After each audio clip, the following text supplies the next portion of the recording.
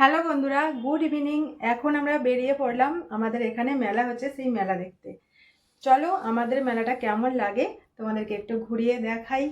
এটা ছিল আমার দ্বিতীয় দিনের মেলা দেখা। আর যেহেতু তোমাদের দাদাভাই বাড়িতে ছিল, সেই জন্য আমায় বললো চলো তোমায় মেলায় ঘুরিয়ে নিয়ে আসি। সেই জন্য বেরিয়ে পড়েছিলাম। আর এখন দেখো চলে আসলাম একদম মেলার কাছাকাছি। রোডের ওপর থেকেই নাগরদোলা ঘোরাটা দেখছিলাম। আর তোমাদের দাদাভাইকে বলে দিয়েছিলাম আগে ওইগুলো ঘুরে দেখে আসবো, তারপর অন্য কিছু।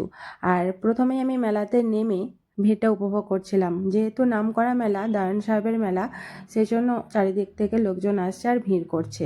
আমরা যখন ছোট ছিলাম এরকম কিন্তু ছিল না। আর এখন মনে হয় যে এরকম যদি থাকতো আমরাও চড়তে পারতাম, তাই না?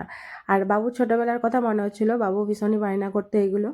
আর বাবুকে চড়াতাম। আর এখন যেহেতু বড় হয়ে গেছে এখন আর বায়না করে না। আর এখন দেখো চলে আসলাম ইমিটেশনের দোকানে। জাস্ট একটু ঘুরে ঘুরে মেলাতে জিনিসপত্র দেখছিলাম। আর কি কি কিনেছি তোমাদের সাথে নিশ্চয়ই শেয়ার করব। আর এখন দেখো চলে আসলাম ভুট্টা খেতে।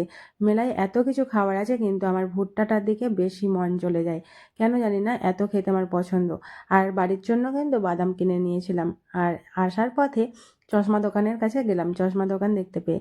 আর তোমাদের দাদাভাই আর আমি দুজনে একটা করে চশমা কিনে নিয়েছিলাম। এই মেলাতে কে কে এসেছিলে আমার ভিডিওর কমেন্ট বক্সে কমেন্ট করে জানিও। আর ভিডিওটা এই পর্যন্ত ভালো লাগলে একটা করে লাইক করে দিও। তো চলো, টাটা।